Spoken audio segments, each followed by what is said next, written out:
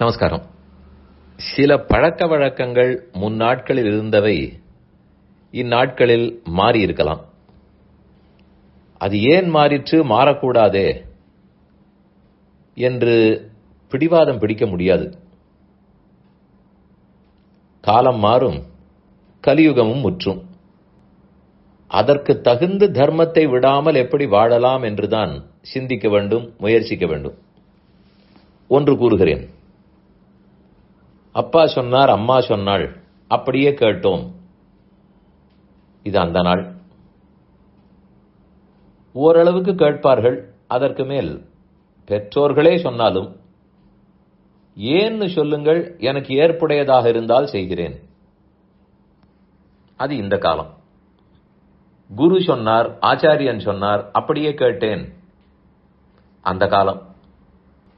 ஆச்சாரியன் சொல்லட்டும், ஆனால் அவரும் எதை சொல்ல வேண்டுமோ அதைத்தான் சொல்ல வேண்டும். நானும் அது எனக்கு ஏற்குமா என்று கேட்டுக்கொண்டு செய்கிறேன். நான் இப்போது வெளிப்படையாக சொன்னேனே தவிர அப்படி யாரும் சிஷ்யர்கள் சொல்ல மாட்டார்கள். ஆனாலும் கேட்க மாட்டார்கள். இது எல்லா பெற்றோர்களுக்கும் தெரியும், வாத்தியார்களுக்கும் தெரியும், குருக்கள் ஆச்சாரியர்களுக்கும் தெரியும். எதனால் இந்த மாறுதல்? அப்படியே ஏற்போம் என்கிற எண்ணம் மாறி இருக்கிறது. எத்தனைக்கெத்தனை அவர்களை மதித்தோமோ, அவர்கள் வார்த்தையை கேட்டே ஆக வேணும்னு நினைத்தோமோ, அதுவும் மாறிவிட்டது. இவர்கள் மதிப்பதில்லை, நாமெல்லாம் பெரியவர்களை மதிப்பதில்லை என்றெல்லாம் நான் சொல்ல வரவில்லை. அப்படியே ஏற்றுக்கொண்டு செய்யும் அளவுக்கு மதிப்பில்லை. இப்படி இருக்கக்கூடாது. சொன்னால் சொன்னத்தை அப்படியே கேட்க வேண்டாமா? அவர் சொல்லியிருக்கிறார்னு சொன்னால் இது இரண்டு பக்கத்திலேயும் குறைகள் உள்ளன. யார் கேட்கிறாரோ அவரிடத்திலேயும் பக்தி, ஸ்ரத்தை, பணிவு குறைந்துதான் இருக்கிறது. யார் சொல்லுகிறாரோ அவரிடத்திலும் பரோபகார சிந்தனையோடு சொல்லுவது, தபஸோடு சொல்லுவது, தன்னலமற்று சொல்லுவது, நாளை என்ன என்று எதிர்பார்க்காமல் சொல்லுவது, இந்த பண்புகளெல்லாம் சொல்லுபவர்களிடத்திலேயும் குறைய தொடங்கிவிட்டது. என்ன பெற்றோர்கள் அப்படி சொல்லுவார்களா நீங்கள் கேட்கலாம். மாட்டார்கள் தான். இருந்தாலும் அவர்களும் சந்தர்ப்பம் சூழ்நிலைக்கு தகுந்தா போலேதான் பேச வேண்டி இருக்கிறது. யாருக்காக இருந்தாலும் பொதுநலம் என்பது குறைந்து சுயநலம் என்பது கூடுகிறது. அதற்கு ஒரு காரணமும் சொல்லுவோம். அந்த காலம் நல்ல காலம். பொதுநலத்தோடு இருந்தால் உங்கள் நலமும் பாதுகாக்கப்படும். ஆனால் இந்த காலம் நல்ல காலம் இல்லை. பொதுநலம் பொதுநலம்னு பேசிக் கொண்டிருந்தால் உங்களை பார்க்க ஆள் இருக்காது. நீங்கள் தான் உங்களை பார்த்துக் கொள்ள வேண்டும். அந்த அளவுக்கு இந்த நாள். இது சரி தவறு என்பதை விட இதுதான் யதார்த்தம், இதுதான் உண்மை. அவரவர் சிந்தித்துத்தான் செயலாற்ற வேண்டி இருக்கிறது. அப்படி சிந்திக்கும் போது தர்மத்துக்கும் இடம் கொடுத்து, அவர் குரு, அவர் பெற்றோர், அவர் ஆசிரியர், ஆகவே அவர் சொன்னதை கேட்க கடமைப்பட்டிருக்கிறோம். அப்படித்தான் தர்மம் சொல்லுகிறது. இருந்தாலும் அப்படியே கண்ணை மூடிக்கொண்டு கேட்காமல் சிந்தித்து செயலாற்றுவோம். அப்படி சிந்திக்கும் போது ஒரு நூல் அவர்களுக்காக பாரபட்சமாக அவர்கள் சொன்னார்கள்னு செய்ய வேணுங்கிற எண்ணத்தோடு சிந்திக்கலாம்.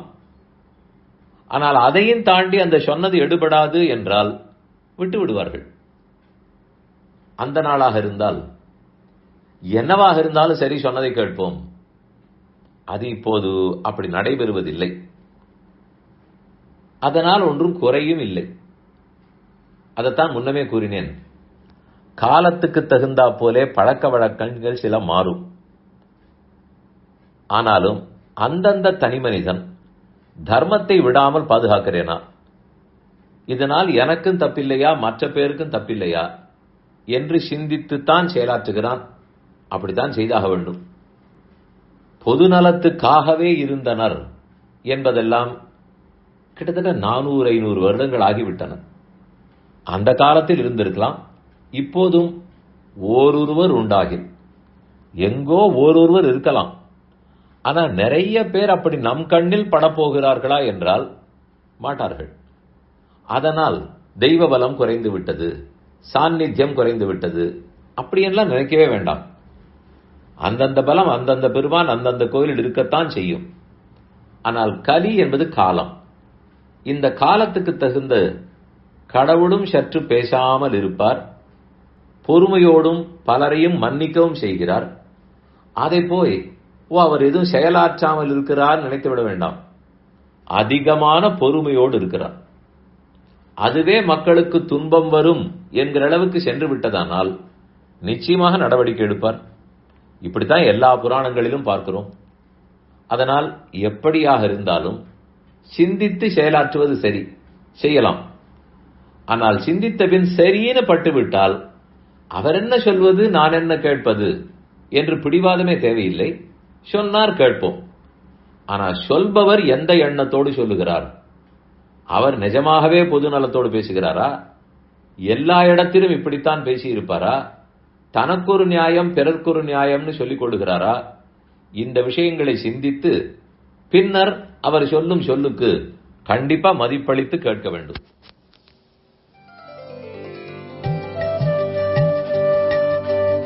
இந்த என் பணி ஆடியோவை உங்களுக்காக வழங்கியவர் வேலுக்குடி ஸ்ரீ கிருஷ்ணன் சுவாமி.